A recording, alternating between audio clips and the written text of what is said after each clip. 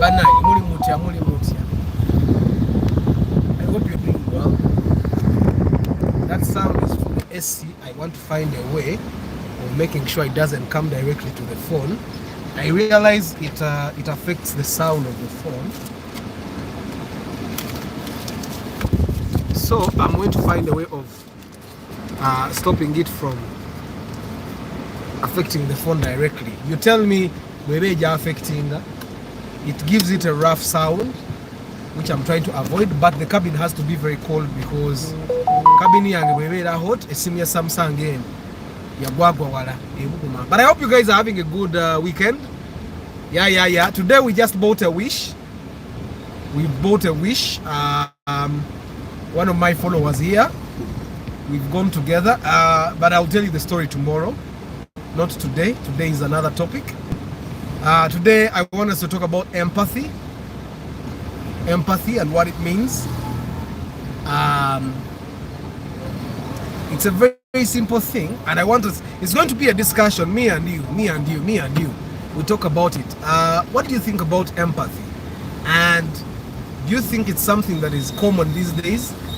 Have you been empathetic to someone this week? Has someone been empathetic to you in a way that is nice this week?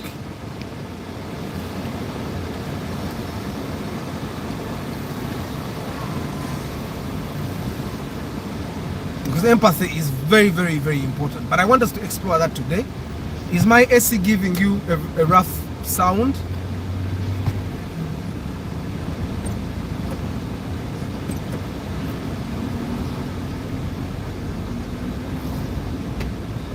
Hi Patrick Kanso Patrick Asiku, Remy Lewis UG, Martha Academy, Director Martha Academy, Darius Dusabe, Mr. Lucius, Atewali Enoch, Chechiliwo, Rastas in Milan. How are you people? Mulibulungi banange. Yeah, I'm good as well. So today's broadcast, we are being a little human. We are talking empathy. Empathy means a lot to so many people.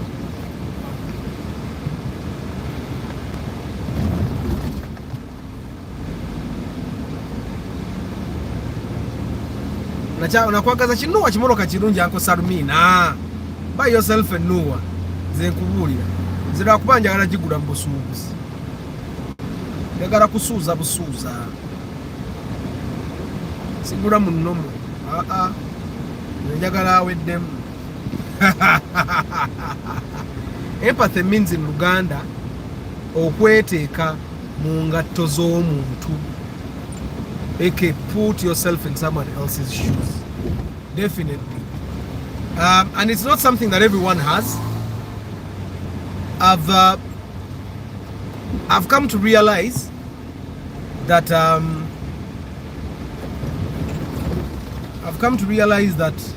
not so many parents actually teach this to their kids. Not so many parents do this. Not so many guardians actually do this as well. Why don't you stream in landscape mode? I've tried to do that. However, I want to learn to do in landscape. Is there a way you know? Because live broadcast is, the only time I could stream in landscape, yaina setting is as a setting. So I'm going to explore that. I've been trying to explore that, but every time I do this live broadcast, this is what it shows.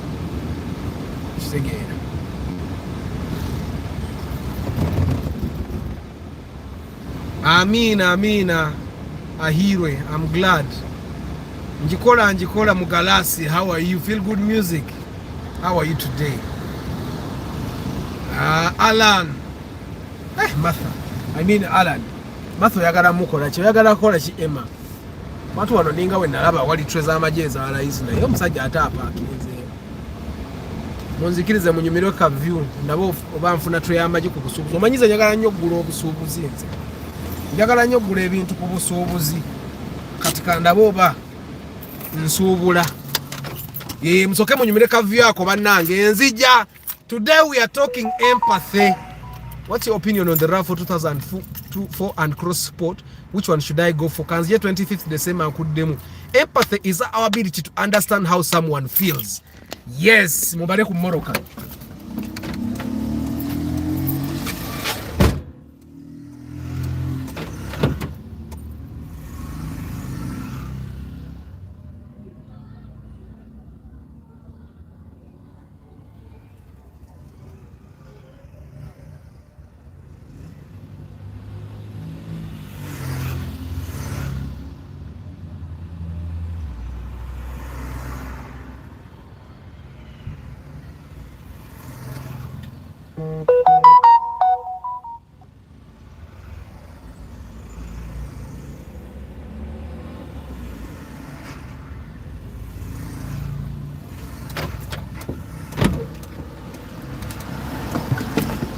Nkomyeyo oyannemye okusuubula aseranga bewaffe mu kyalo awo atisita ogagula ku w'omu kyalo awo oba wagira ekonome eriroko.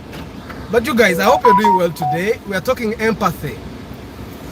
Mr. Lucius Abagambi, empathy is our ability to understand how someone else feels. Very true.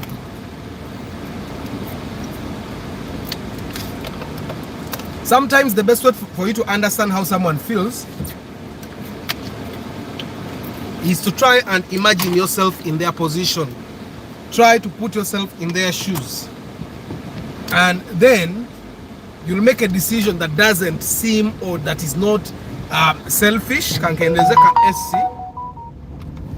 It will help you to make a decision that is not very selfish. Man, I can take a very cold. Let me be very cold today. Kubanga.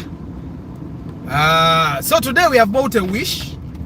One of my followers was buying a wish today, and we bought it on credit, but I'll tell you the story tomorrow. I'll tell you the story tomorrow.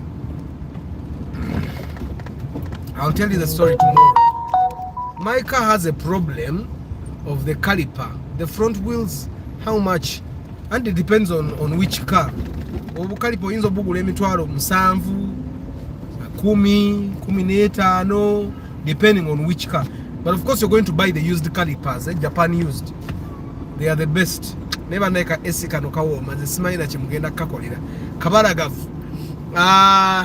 Talk about pasosete obara huu mkunze mufuna mpola atenga my first car 2 liter and below echirala mumaso. Can I get it at 18 million? Is a more ombyo soro zifuna at 18 is your good budget. Neka kati omuntu alina 18 million ku Raum new model. If you have 18 million, I would totally advise you to go and buy the one in the bond. I think you can get it 26, 25 depending on how it looks. So many katinaba bond abo minimum class. It can go lower if it has some things for you to work on. It depends. You can get the Raum 25, 26. It wouldn't make sense for you to buy a UBH at 18. Which if you wait a little and collect money and buy one at you can actually get like a Vitz new model 1.3 liter at around 23, 24.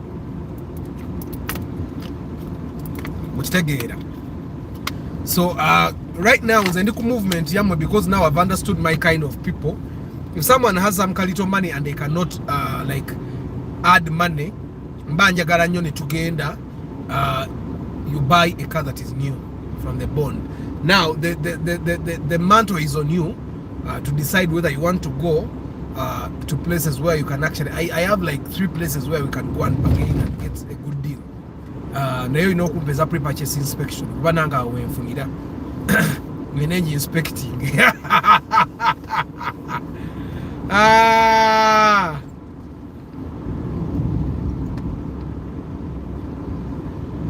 Yes, 25th kanzije nzize ongambye. I talk about the RAV4 2004 and Cross Sport, right? I think you should go for the RAV4. The Cross Sport is more luxurious than than the RAV4, right? Because the Cross Sport is a youthly car, but the RAV4 is a timeless piece of machine. It's like a RAV4 is one car you're going to drive for 10 years and people will still respect you for it. I don't know if you get what I'm saying. The Cross Sport is 2 liter. It will definitely consume more fuel than the RAV4 that you want. And when you're driving the Cross Sport, people will see it and say, my God, Gaia in our talk, Gaia in a cent, but and the RAV4 people will say, oh, Gaia in a Moroccan Nunjo, yo, Gaia in HT, yo, Gaia in Amuku talk. At the beginning, the Cross Sport is a Mazok singer RAV4. But as time goes on, the RAV4 will keep the respect for you. You can drive that RAV4 for 10 years and you'll still have the respect. I doubt you can drive a Cross Sport for 10 years. You can't. I don't know if the direction I'm taking you get it. That the RAV4 retains its value over time. The Cross Sport loses value over time. You get. If you go to the market, the RAV4 is much more expensive than the Cross Sport, even when they're at the same number plates, same year of manufacture, same sellers. You'll find that the RAV4 is much more expensive than the Cross Sport. But even if you drove the Cross Sport and the RAV4 for the same period of time, even if you got both of them from the bond, same year, same number plate, the Cross Sport loses value much faster than the RAV4. Maintenance of the Cross Sport is much higher than that of the RAV4. Kata wobononya woyagala okugwa. Sijja gamba wogwa because wogwa osalawo obusazi nonga katikangwe wano. But personally, the Cross Sport is tempting, but I would go for the RAV4. Definitely, I would go for the RAV4. Those are 25th December. So then we are talking empathy, guys. Ahirwe is saying, talk about the Platts 1.3 VVTi. Have you bought it? Do you have you seen it? Because it's not very common to find. But if you find it, it's a very nice car. Don't overload it though. I find that the 1.3 liter engine deserves to only be in hatchbacks. Okay? In the hatchbacks, not in saloons. I find that it's very unfair to put a 1.3 liter in a saloon, because the way people load saloons is too much for a 1.3 liter car. 1.3 liters a moroka kaying in kaba katono. So in a Platts I wouldn't advise you to buy it, because one day you're going to overload it, and when you overload it, the engine will weaken, and when it weakens, that will be the start of you buying a new engine. Whatever, even the 1.5 liter engines, in cars like Primoz, those engines die very quickly. In Probox, 1.5 liter engines die. Whatever your Probox, Primas or UBE, you may find that he has just put a new engine in that car. Why? Because they load those cars. Katwado Probox and I told him, so let me see if I can overtake these guys. Probox say yo mujirabe fuwa no kufuwa. Probox say mujiraba. It's a succeed, by the way. Ojiraba chenjagala olabe nti efuwa. Ojiraba efuwa kati oyo Probox oyo agiremeddeko. The engine is actually very small for the kind of load that these guys put in the Proboxes. Okitegeera, every time someone buys a Probox, it's like they have bought a workhorse. That's why normally whenever someone wants to buy a Probox, I ask them why Probox, because most of the times people buy Proboxes to load them like they are Noahs. Okitegeera, omwana agula motoka ya 1.5 liter nayagala agiloading emotoka ya 2 liter ate nayagala ewangalenge ya 2 liter, which is impossible. So the Toyota Platts 1.3 liter is very good, but I don't advise you buy that. If you can get a 1.5 liter Platts, even better. Okitegeera. Ala noli muko.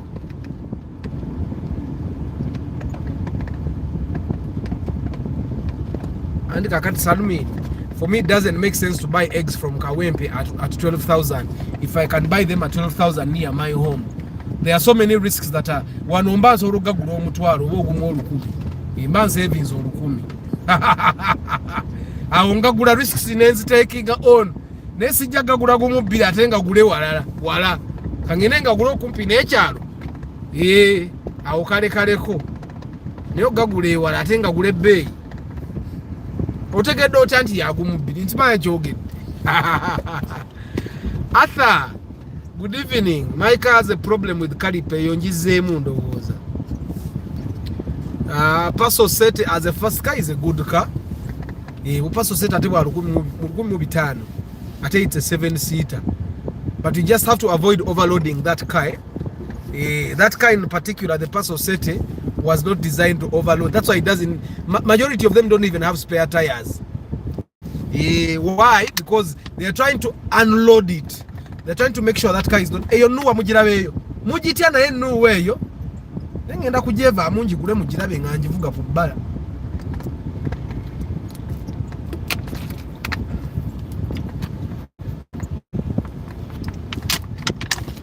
Paso Sete is a very good one.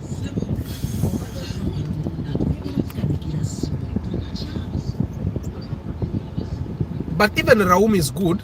Neka Paso Sete kali more respectable. And you may find that if you're buying a used one on the road, the Paso Sete and the Raum will be in the same price range. So there, ideally go for a Paso Sete.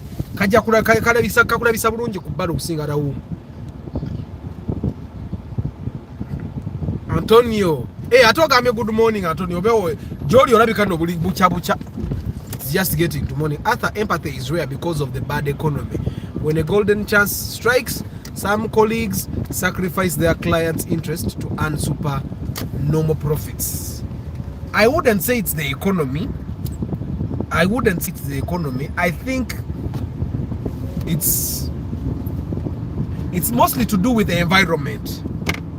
Kapapula kangenata dewa okulemesa empewo okutuuka ku nsino kavaawo. I think it's with where we grew up. Because when I was growing up, I did not see people say bad words. Mwibanye bigambo ebibi abantu bebatera okwogera nebevuma. I grew up in an area where even the adults never said those words.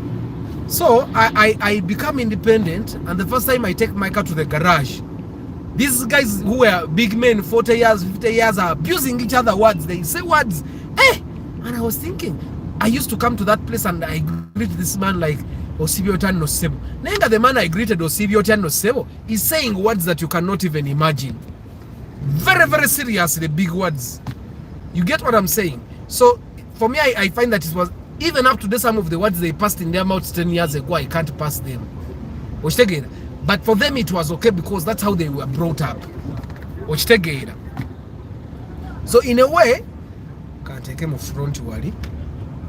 Kendeze mpeho ya wano ebenge eveno maseno. Just sigare mpa change. I don't know if I make sense. It's empathy has to do a lot with upbringing and the environment. Like for me, every time Aban tries to do something that's selfish to his brother, I ask him, what would you want your brother to do to you? You get it? In a way, it makes him imagine that if I want my brother to give me this toy, then probably I can also share. So in a way, that kid will grow up knowing that sharing is actually good. Chisinga ko kuleko omwana bebwekubi sometimes.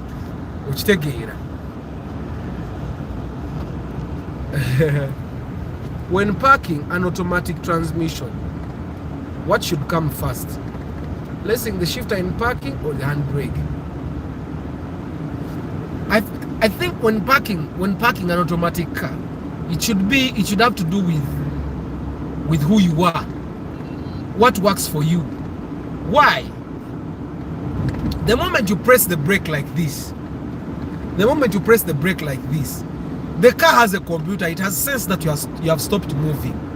Yes, it has a gear engaged, but it sensed that you have stopped.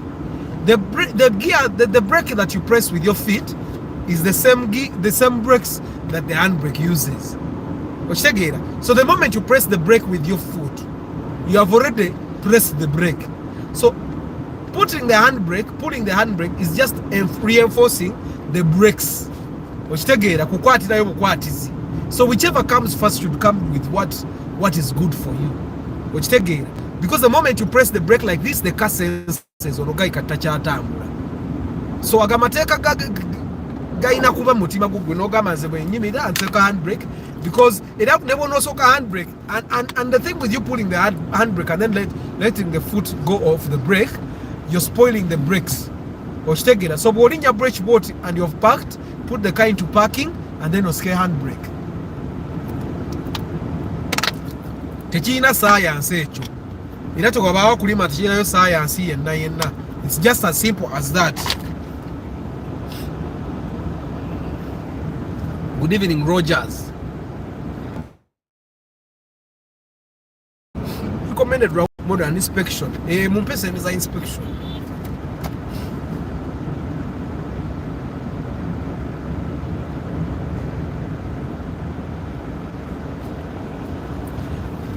Talk about Ipsum. Ipsum as a first car if you have some company.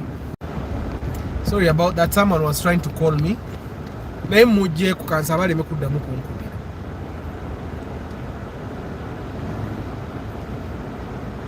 Ipsum right now I wouldn't recommend the Ipsum. Why? Even Ipsums are the good Ipsums are expensive. Yet at the price that people are selling to you Ipsums, you can get other cars, or you can top up very little money and get other cars. I don't know if I make sense. Because if someone is telling you that they are selling a good Ipsum, katika mbalage example, olaba chi Ipsum eche parking zaawo kiri ku UAM kitambula ku kubo oyo musajja asobola okujja n'agamba akyagala million 7. Okitegeera 7 million, if you only have 7 million in your life and that's all you can do, buy the Ipsum. But if you can collect more money, even if it's 2 months later, collect more money, get like 10 and buy another car. Make like 12 ogulenga nuwa. Ontegeera oba make like 15 oguleyonga chiwish. Simanyi oba ntegeerekeka. Essa weno tewakyali nnyo kiguza Ipsum okujjako nga it's a life and death situation. Tewakyali kiguza Ipsum kuba nayo bagiseera. Edda nalinga njo recommendinga because ng'ogifuna ku million 5 kitundu 6. Naye kati the Ipsums that are at 5 million, 5.5, 6 million are bad Ipsums. I don't know if you get what I'm saying. Those are bad Ipsums. So I wouldn't recommend it right now. If you can collect some money and make like 10 million, make 10, 12 million and you go look for a newer. Any newer. You can buy the road to water, which I don't recommend because of the fuel consumption, or you can buy, I'm imagining the reason you're buying the Ipsum is because it's a 7-seater. If it's not a 7-seater, at that same price you can get a 2-liter Primo. It's much better. Or make 10 million and get a 1.8 liter or 1.5 liter Primo. Good morning, Charles. Good evening, sorry. Ray. What are the common problems of the RAV4? Nothing. Which RAV4 though? They have no problem. It's just they have big engines. The first generation had 2-liter engines. The second generation had some RAV4s with a 1.8 liter engine. Most of them are 2-liter engines. The next generation has 2.4 liter engines. So of course the fuel consumption will be the only trouble. The only reason you because that's the only reason I'm not driving a RAV4. Najivugako wano olugendo lwange lwenvuga. Sijiddira nze ne bwoba ojinja zikakati mbambulumi nnyo okuvuga RAV4 yo, mbambulumi nnyo. Embeera gye mba ntuuse mwera bwe nzija ne kugamba aba bajja zika ku RAV4 yo mpa kuba kiba kintuusizzawo kiba kinene. RAV4 they have no other problem. On front wheel and rear wheel drive, which one is better to maintain? Rear wheel drive is easier to maintain. Emoroka ya rear wheel drive inabyeta inafe bitukanika maaso wano. So it's definitely easier to maintain. You know kuddamu be revising ebikibyeta, but just no rear wheel drive cars are easier to maintain. But most of the rear wheel drive cars I know consume fuel. So the expenses you save, the money you save from not maintaining bush, you'll spend in fuel. Most of them are 2 liters and above. The rear wheel drive cars is a 2 liter. But rear wheel drives normally are easier to maintain. RAV4 short is always my first love. True. Na ere esigale enywa. Mchara wange yali ajagala yajivako twatula mu RAV4 ebbanga bali bateeka engine mu motoka yange. Nagamba tadda ku RAV4 teri comfortable.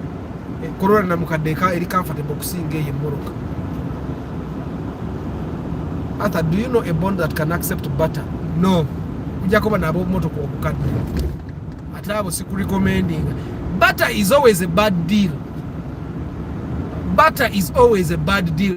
Sell your car. Emoroka jiteke mu tracker, jitundo go tracking emoroka yo. Atenda gano jokola ngo otunda. Make sure oteka mwaka why you don't emoroka yo sobolo jiska at any time without court orders.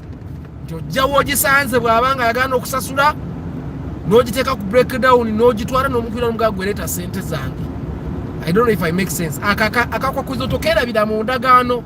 Make sure you add that should you not pay on the agreed date, you'll be given like 2 to 3 weeks, and from then on I can come and take my car without questioning, without court order, without reporting to police. I can take my car.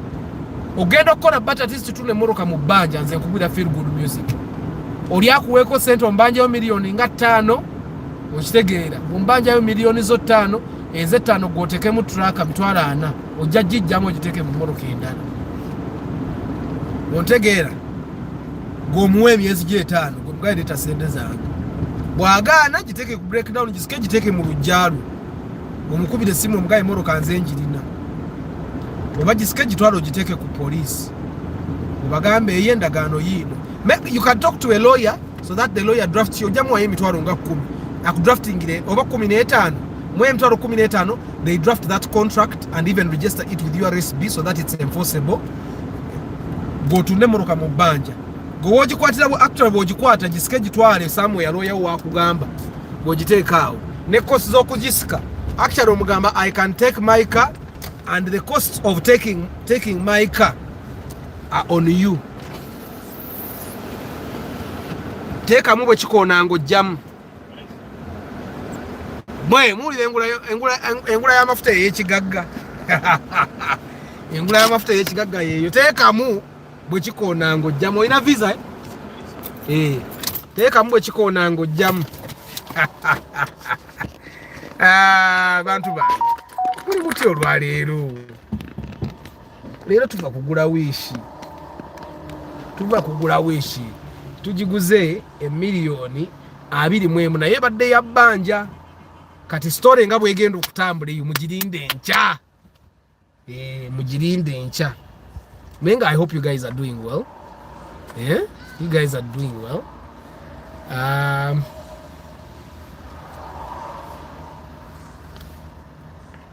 No thanks for the advice about cars. Kale. The king of sedan, saloon are Primos and Mark II. Definitely. And Mark II is better than a Primo.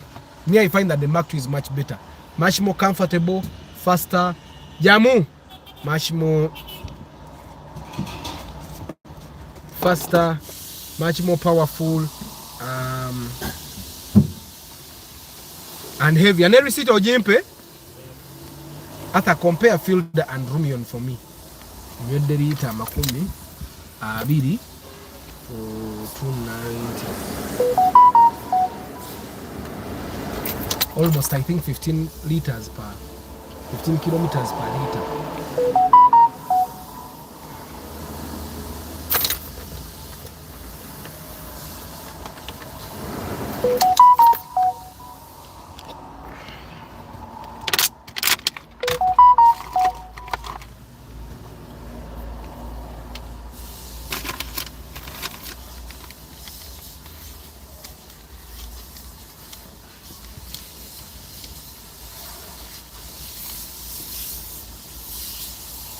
Abantu mwenze mbala nnyo nti mpandiika wano. Oyina calculator awo mpeeko? Oyina calculator? Calculator yo? Mpaako kato. Ennaku zino tusasuza bino ebintu tukyatambula na ssente enkalu. Osasuza byuma. Tutambula na kaaki. Kyemanyi mwe abali e Bulaaya bwe bino bye mukozesa ba Stuart. Mukozesa bino ebyuma. Naffe bwe tukola kati.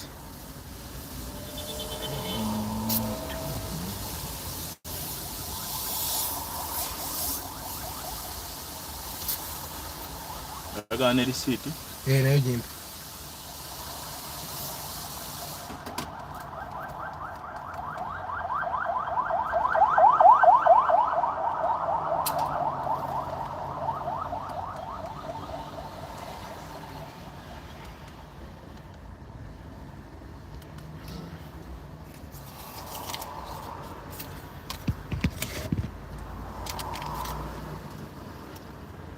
webale baba.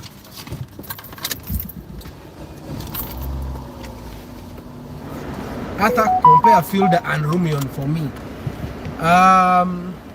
Rumion in there sinajitulamu nze nga Arthur sinajitulamuko. So I wouldn't tell you how comfortable it is, but people tell me it's very comfortable. However, you need to understand that right now, if you're looking at also retained value, the Fielder has more value than the Rumion.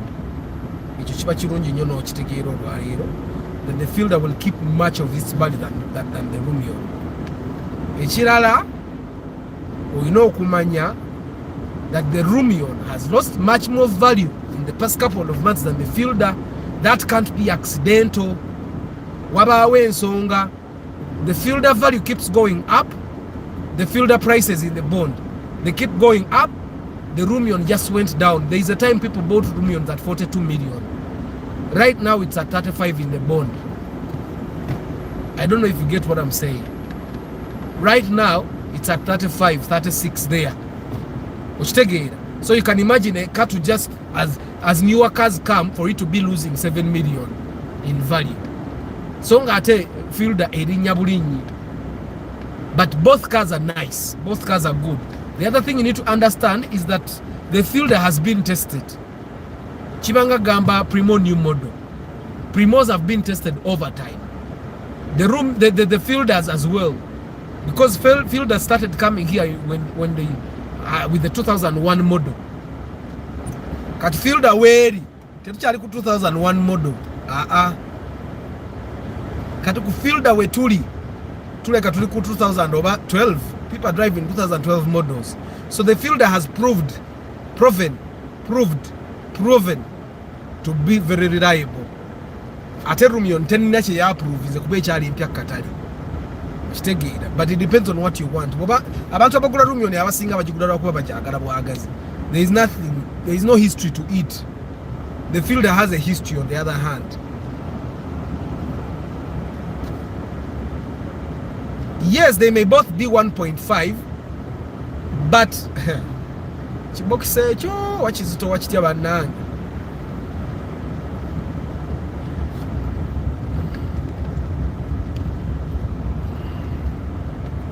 I will go with the RAV4. So what are the basics I should consider? Nothing. RAV4 is RAV4. You know RAV4 is as basic as it is. It's an SUV. Kale tujite mini SUV. Very reliable. You're going to get a 1.8 liter or a 2 liter depending on what year you get. Don't buy the UK model. There is a UK model. It looks exotic. The UK model spares are a little different. Some spares are like the same, like the RAV4s that we have, the Japanese. But most of the UK model RAV4s, they will take different spares, which will be much more expensive for you. So, ideally, if you can avoid buying the UK model, be safe. Most of the RAV4s you'll buy, you will probably USZ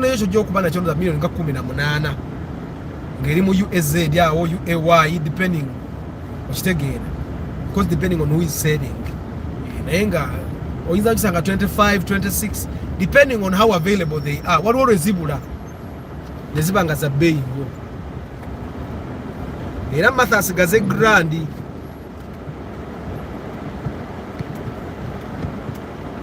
Naega chinuwe cho sichi bichisinga kukanua kava kukuba kukabinyo chicho. Look at it.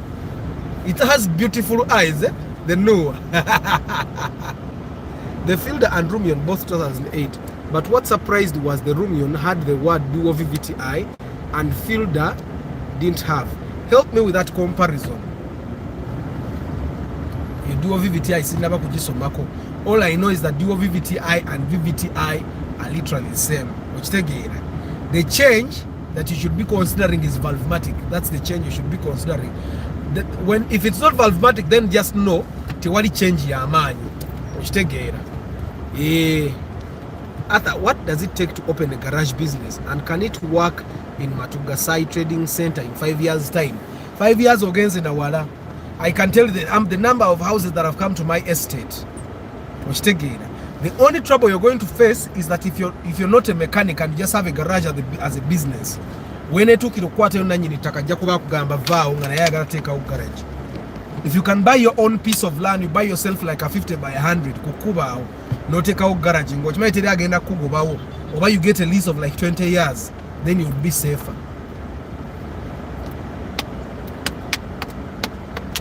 Ndi mukunywaga n'amazzi agafa agawo muntu wa bulijjo ga yaketi.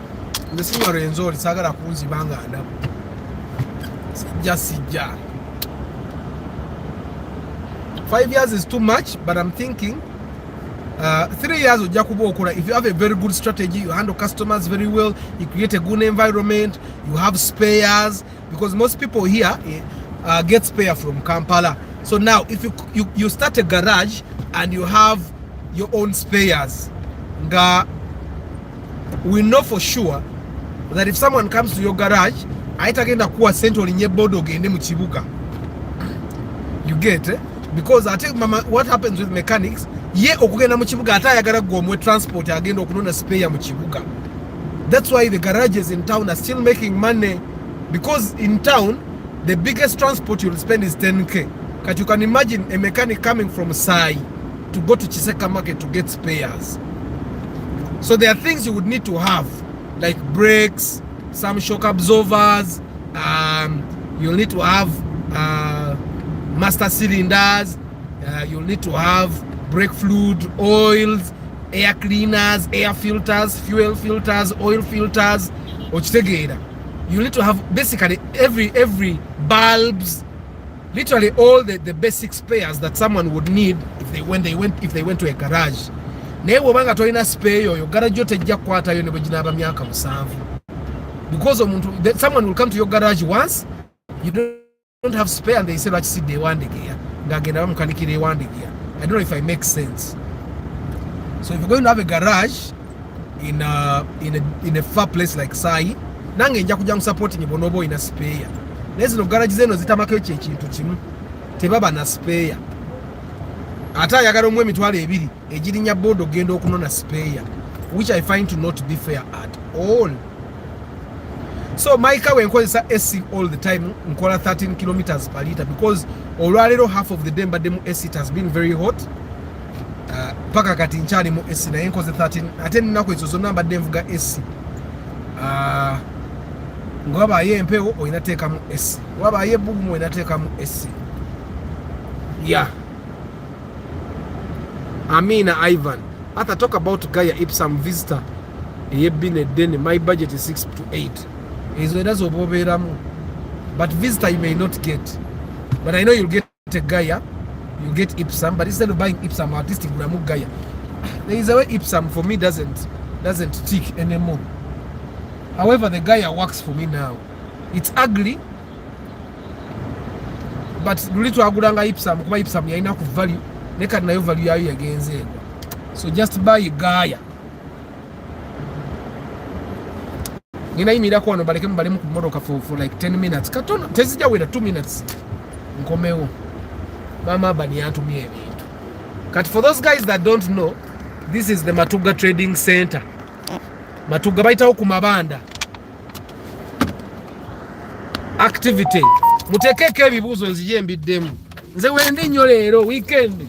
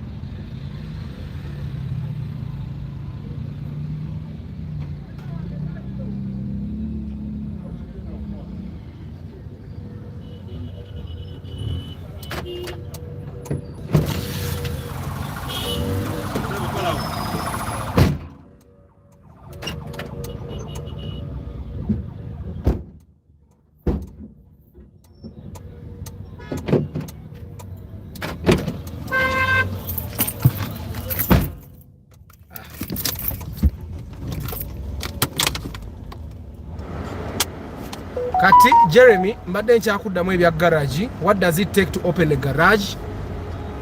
Of course, first things first, you need to have the skill to open a garage anywhere. You need to have the skill, you need to have the knowledge first of all. You need to have the knowledge, and then you need to have the business acumen, because a garage is a business. Then oyinokola math, ebintu byebatera okugaba abantu temukola business plan. Let me tell you something, guys. You need a business plan. Me, I did a business plan for this channel and it's working out. I'm telling you. I did a business plan and I decided how I wanted this channel to make me some money. And I don't regret making that business plan. It doesn't have to be a 100 paper document with smanya vision, smanya because it can be just an Excel sheet with you doing the numbers. You need a business plan. And that business plan we know kubanga okozemu ka research akatono no gamba if I do research bwe ngatta kino na kino kat Jeremy, for you your business plan would include you going to the estates around, not about what estates make up, because Sai is like the center of like 4 estates. Mulimu Jomai, waliwo ya Fair Zion, waliwo endala bagiyita yani. They are like 4 estates that you would be covering as a garage. So you would have to do research and see how many customers do I expect every week, because every week they either come Saturday or Sunday, and then no gata kaba pia. But definitely if you're going to start a garage in a place like Sai, one of the things that I would say you need to do is put a garage a battery charging point, so that if okola ku sente ezokujumpinga abantu n'okucharginga batteries, then you need to put, of course we'll take out battery charging, then you'll also sell batteries. Sorry about that, someone was trying to call me again. So you'll wetaaga kye bayita olunya, that service bay, for you to do people's service, and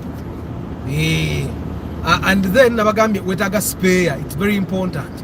Then you need an enclosing like a fence, so that people know their cars are going to be safe. After talk about Gaia Ejibaze Martha Eberayo, just the phone consumes a lot of data, that's why I don't normally use it. Fielder versus wish, which one is the best in terms of fuel consumption? Definitely the fielder will be fine better for fuel consumption, but also the fielder doesn't do what the wish can do. So the wish is a much better car in terms of Ugandan environment. Ntiembera bwe kutabuka ke Uganda, wish ekole emirimu. Of course the fielder ekole emirimu, but the wish can do a lot more than the fielder. So if you're buying a car that for you, if you're just you and your girlfriend, you and your wife and 1 child or 2 kids, the fielder definitely works for you. Don't go wish. Is a motor car almost of course fielder is a little more expensive than the wish, but that's because the wish does more work than the fielder. After talk about Alteza. Alteza, Kamale Chimduchani, Lauben, both wish and fielder are very durable. The Alteza is a very nice car, a Ringa Mark II brand. It's just that the Mark IIs are much more comfortable than the Alteza. Alteza bagikolera baana bato abakayingira university and all, very comfortable and nakatono. Yeah, but when you're buying an Alteza, don't buy the Alteza that has a Yamaha engine.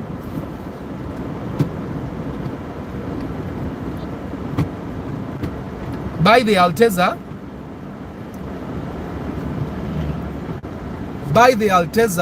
that has a Beams 2000 engine.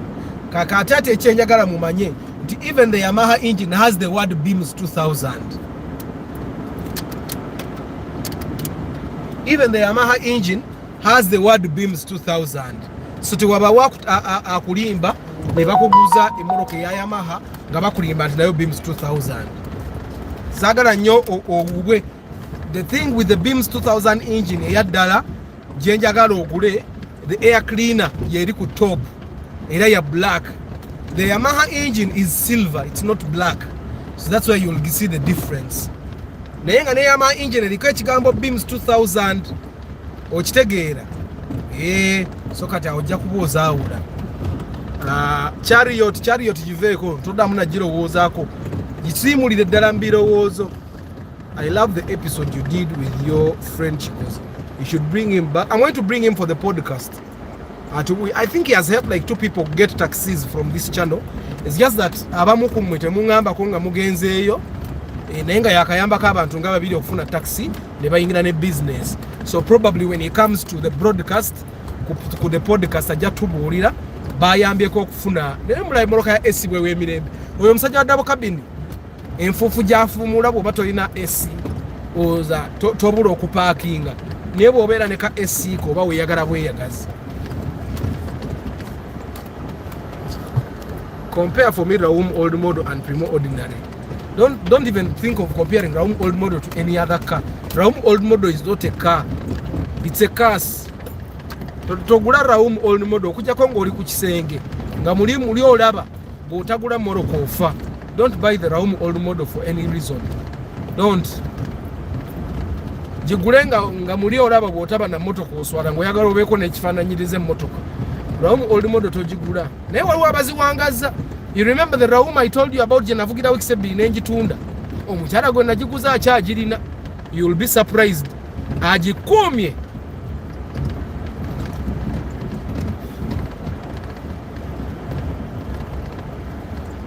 Agikumye Raum ye. Hi, amanya nno sigalaba naye nagezaako okusoma comment. Ekirungi nti ekkubo lyendiko. Basasuzi b'omusolo abasinga. These new cars have dashboards in the middle. That's just a design thing. I think it's also one way for them to control speed. Oleme kuvuga nnyo banno banna babenga bakiraba nti odduka basobole okugambako controlling. All these are safety features by the way. They are safety features. Era ababikola mu motoka buno obutono buli unsafe ennyo.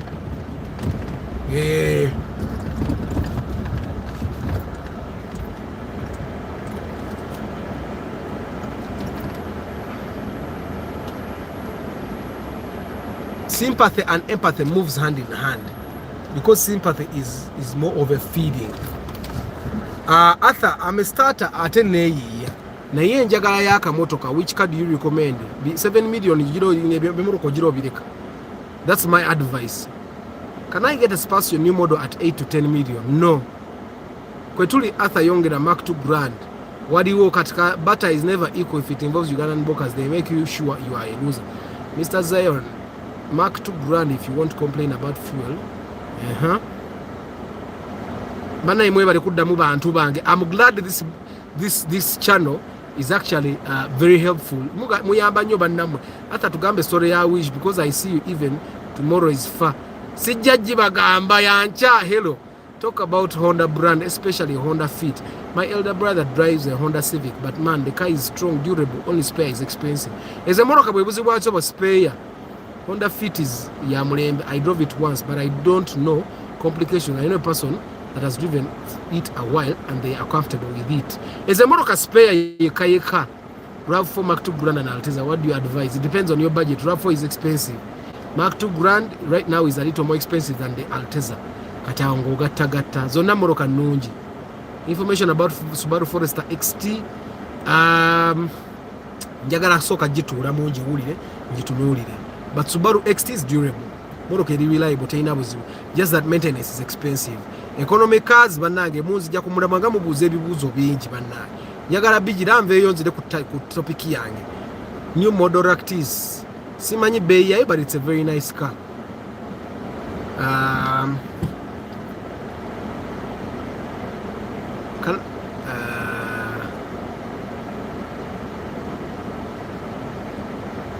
Yusuf tunzo bando tubera ku lugudo lero mwamma. Can I get a good wish or Alex car with 13? No. Bera ne million ekitone nnyo 15. Arthur Prado TX 2014 petrol 2.7. Bwebera petrol moroka nungi bwokola service obanga avuge moroka yange Corolla. Mafuta gokka genywa naye ngebirala eri okay. Does Toyota Progress share parts with any other car? No. Arthur, kindly compare Wish and Sienta. Which one is better? The Wish is better. How do you read these comments when driving? I'm not reading when driving. Arthur, Jonathan, Mr. Jonathan, you won't go wrong with the Wish. It's better than Sienta, definitely.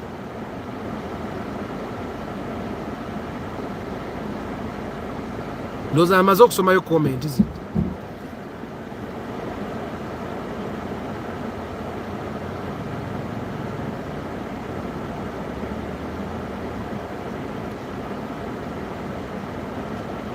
Nawe Salmino yagala gula busuubuzi. Economic cars are economical at low speeds. That's the reason why VVTi was introduced to make engines efficient and high speeds, just like a low speed. Hence, others hack for low RPM driving. Definitely. Maze okusoma komenti zammwe tweyongere tulambule ekyalo. Wano Emma ndi wammwe. Martha, eno gye bazaala omwami wo Emma. Ndi ku kyalo kye. Ndi ku kyalo ky'aba Emma. Kungu. So empathy, you guys, I want us to talk about empathy. Kia Sportage jireke.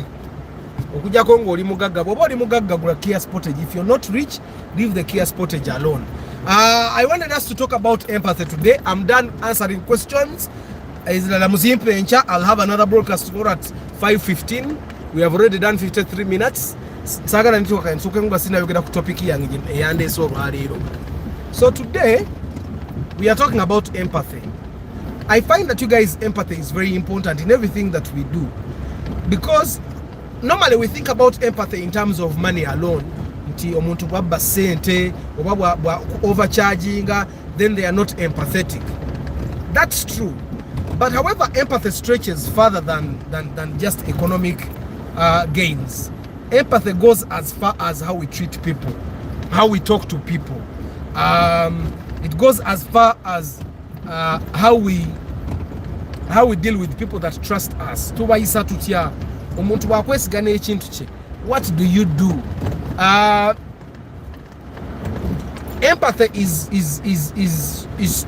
sometimes the reason why people find that they like other people is because the people they seem to like are very empathetic, much more empathetic than the other people they have encountered in their lives. Omuntu bulwabeera nga talina empathy ne sympathy nga Mr. Lucius bwagambye nga talina sympathy. I find that sympathy is